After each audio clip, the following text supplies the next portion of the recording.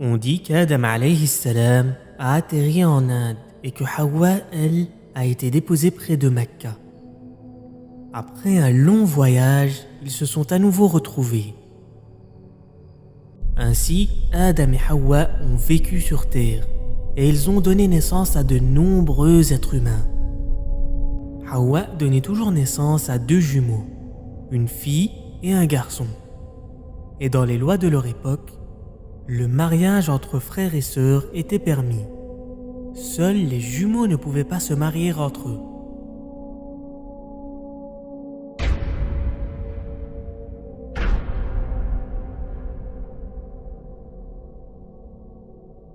Un des prétendants, nommé Qabil, voulait épouser sa sœur jumelle.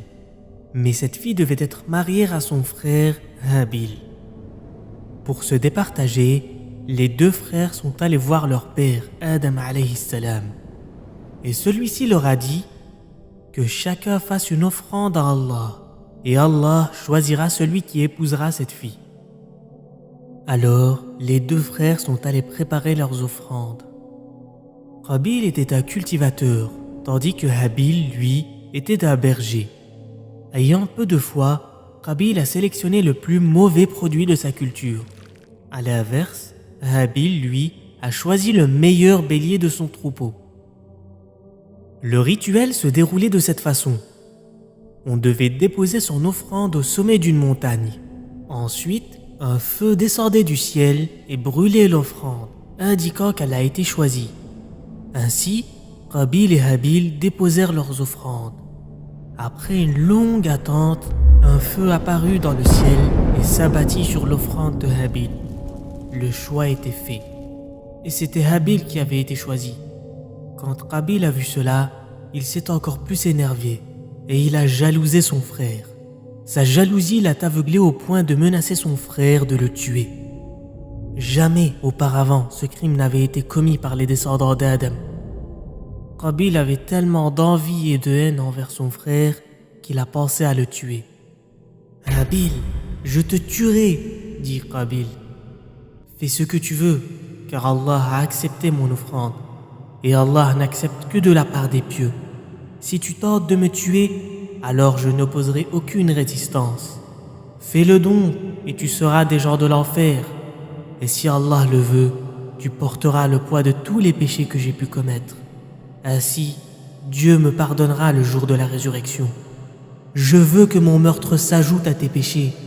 Ainsi, tu feras partie des gens de l'enfer, et telle est la destinée des injustes. » À ces mots, la haine commença à noircir le cœur de Qabil. Et un jour, il saisit l'occasion. Habil n'était pas revenu à l'heure, et donc Adam alayhi salam, inquiet, envoya Qabil à sa recherche.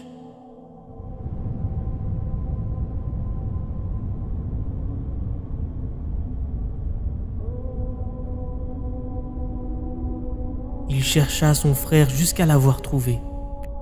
Puis il s'approcha de lui furtivement et le découvrit allongé par terre, endormi. C'était une occasion en or pour réaliser son crime. On raconte que Qabil ne savait pas comment tuer son frère, vu que ça n'avait jamais été réalisé dans l'histoire de l'humanité. Il décida donc de prendre une grande pierre. Et là, c'était le moment critique. Qabil lança sa pierre sur la tête de Habil et il le tua en un seul coup. Puis il s'est assis et a commencé à pleurer avec plein de regrets et se posant plein de questions. Qu'est-ce que je vais dire à mes parents? Où vais-je mettre sa dépouille? Et ainsi, Allah a voulu montrer à Qabil comment enterrer le cadavre de son frère. Il lui a donc envoyé un corbeau. Ce corbeau commença à creuser la terre. Ensuite, il a pris le corps d'un autre corbeau et l'a mis dans le trou qu'il avait creusé. Puis il a remis la terre dessus. De ce fait, à chaque fois qu'une personne commettait un meurtre sur terre, une partie de la responsabilité revenait à Qabil.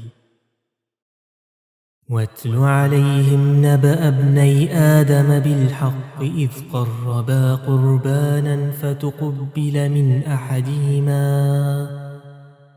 فتقبل من أحدهما ولم يتقبل من الآخر قال لأقتلنك قال إنما يتقبل الله من المتقين لئن بسطت إلي يدك لتقتلني ما أنا بباسط يدي إليك لأقتلك إني أخاف الله رب العالمين إني أريد أن تبوء بإثمي وإثمك فتكون من أصحاب النار وذلك جزاء الظالمين فطوعت له نفسه قتل أخيه فقتله فأصبح من الخاسرين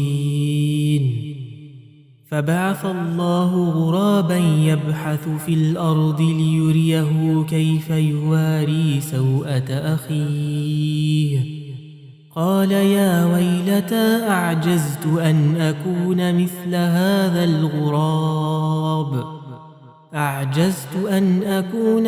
هذا الغراب فأواري سوءة أخي فأصبح من النادمين من أجل ذلك كتبنا على بني إسرائيل أنه من قتل نفسا بغير نفس أو فساد في الأرض فكأنما قتل الناس جميعا ومن أحياها فكأنما أحيا الناس جميعا ولقد جاءتهم رسلنا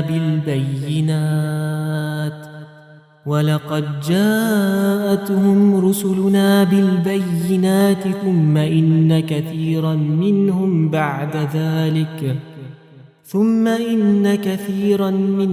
بعد ذلك في الأرض لمسرفون.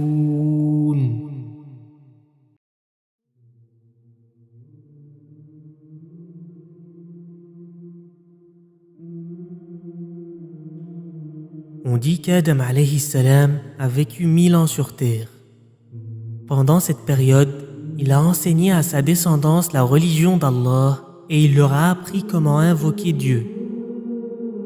Tous les humains à cette époque unifiaient Allah. Ainsi, le bien se propagea sur terre. Un jour, Adam alayhi salam décida de léguer à son fils Shith alayhi salam sa mission, et qui était de transmettre à sa descendance le message de Dieu. Shith alayhi salam s'est alors chargé de cette responsabilité. Le temps s'écoula et Adam alayhi salam s'affaiblit et devint vieux. Il tomba malade sur son lit de mort. Et ainsi commença le début de la fin pour Adam alayhi salam.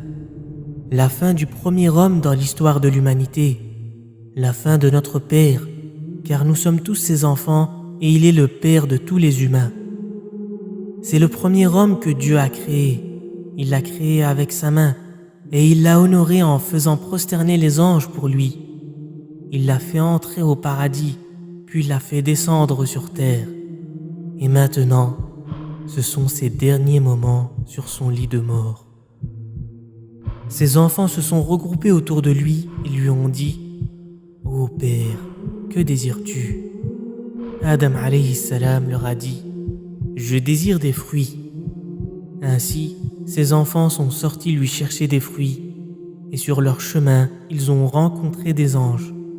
Ces derniers les ont salués et leur ont demandé « Où allez-vous » Les enfants d'Adam leur ont répondu « Nous partons chercher des fruits pour notre Père ». Les anges leur ont dit « Retournez d'où vous venez, car son heure est venue. Votre Père est mort. » Tout homme, aussi longtemps qu'il vivra, il mourra un jour. Notre Père, le Père de toute l'humanité, a trépassé. Ses enfants sont revenus et ils l'ont retrouvé mort sur son lit. son âme s'est envolée vers son Créateur. Et maintenant, ses enfants ne savent pas quoi faire. C'était la première fois qu'une personne mourait de façon naturelle.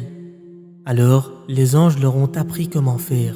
Ils l'ont d'abord lavé, puis l'ont enveloppé d'un tissu.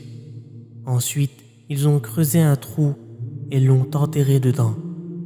Les anges ont dit alors aux enfants d'Adam, « Cela est votre sunna et votre façon d'agir avec les morts. » Et c'est ainsi que se termina l'histoire du premier prophète.